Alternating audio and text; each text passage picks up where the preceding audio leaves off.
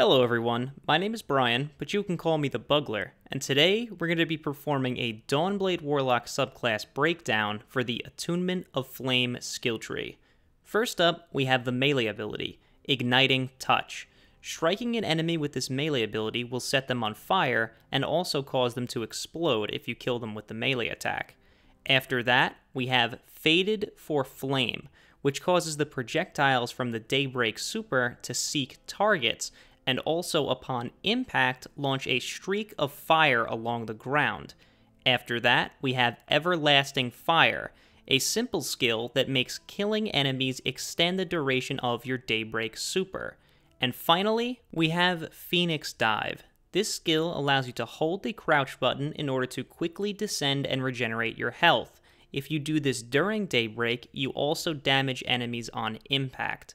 Let's take a look at the melee ability first. Igniting Flame, like most melee abilities, does not deal extra damage on the initial impact, so against these enemies we only deal the base, which is 236. But if that enemy is killed, it causes them to explode, which can deal a maximum of 72% of the melee attack damage, or 171 damage in this case. This explosion has a fairly big radius. You can see in this case we deal 569 damage to the initial enemy and 411 damage to the enemy closest to the explosion.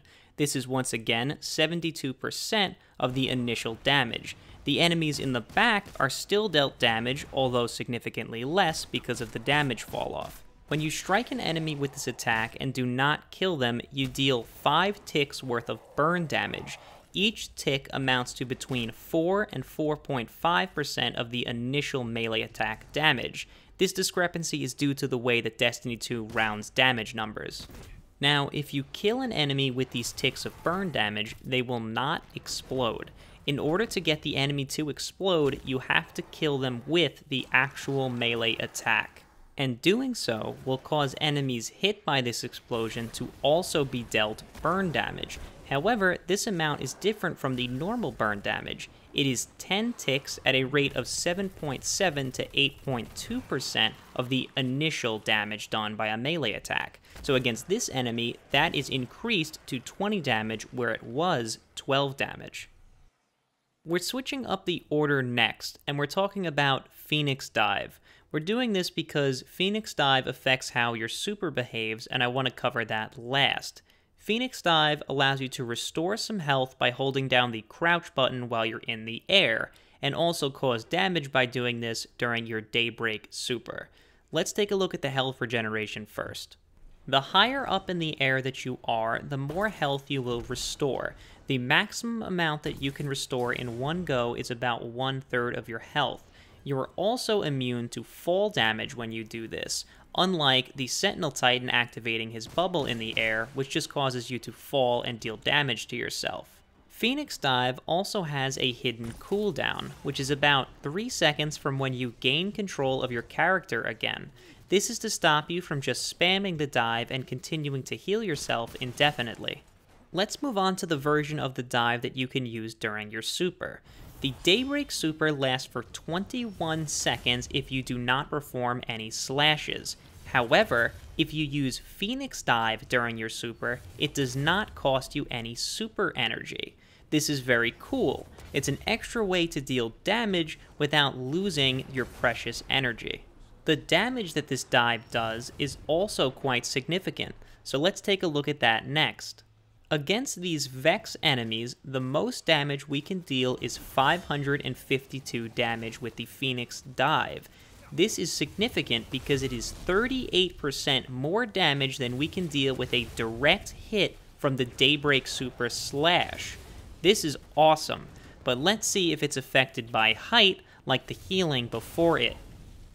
It took me quite a few tries, but I managed to hit these Vex enemies with the Phoenix Dive from this height.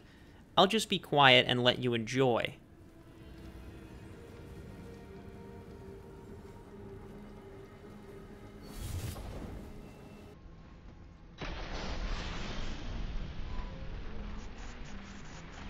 Sadly, it doesn't, but we can use this to our advantage, and we'll cover that later in the video. First, I want to show you another secret thing that you can do with Phoenix Dive.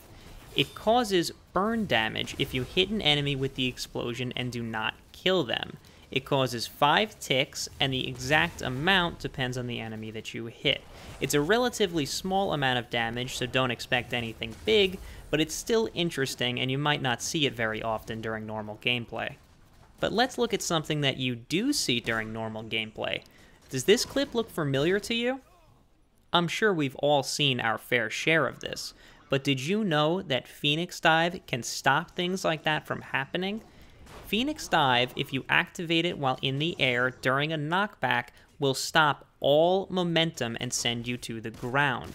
This is especially useful when fighting larger enemies that have stomp attacks that send you far away. You can also use it to stop yourself from getting killed by the architects when phalanx shields hit you 1,000 miles in any direction. Alright, now let's move on to the super modifiers. First up is Fated for Flame, which makes your Daybreak projectiles seek targets and also upon impact make a streak of fire go along the ground.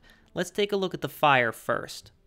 During Daybreak, you can slash your sword up to 6 times. With Fated for Flame, every time one of these strikes hits something, a small bit of fire will travel along the ground, almost like a thermite grenade. Let's look a little bit more at the damage now. Against this enemy, direct slashes will deal 306 damage, so every bit of damage that is not 306 is caused by these thermite-like flames traveling along the ground. Each one can deal significantly more than a regular slash.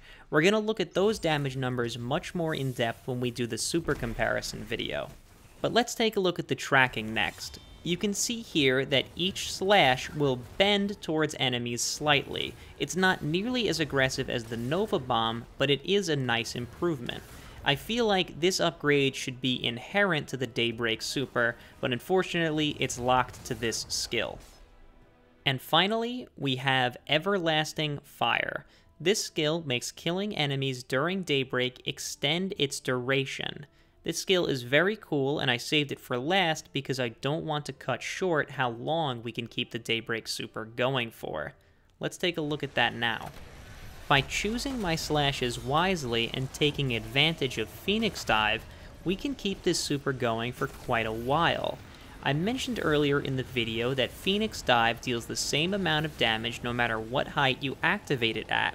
So in this case, by bunny hopping whenever we get the chance and activating Phoenix Dive, we can clear the enemies around us and grant a nice bonus to our super energy, because kills with Phoenix Dive also grant super energy. I managed to keep Daybreak going for almost a full minute and a half in this case, and I only stop at that point because the event is over and I have no more enemies to kill. I have a feeling you could keep this skill going indefinitely as long as enemies keep coming at you. That's quite impressive. The only issue I have with the skill is that it falls prey to the same orb limit as other skills, so only 5 orbs can be created during this minute and a half kill streak. And that's the end of this breakdown. Thanks for watching. I'll just let this play in the background while I do my outro here. If you have any questions about how I conducted the tests, or why I might not have included other footage, let me know in the comments so I could answer them for you. In my next breakdown, I'm going to be comparing the Dawnblade's grenades and supers from both skill trees. You can expect that video over the next couple of days, hopefully by Tuesday, if not on Wednesday. So once again, thanks for watching, I hope I see you next time, and good luck getting through the exclusion zone.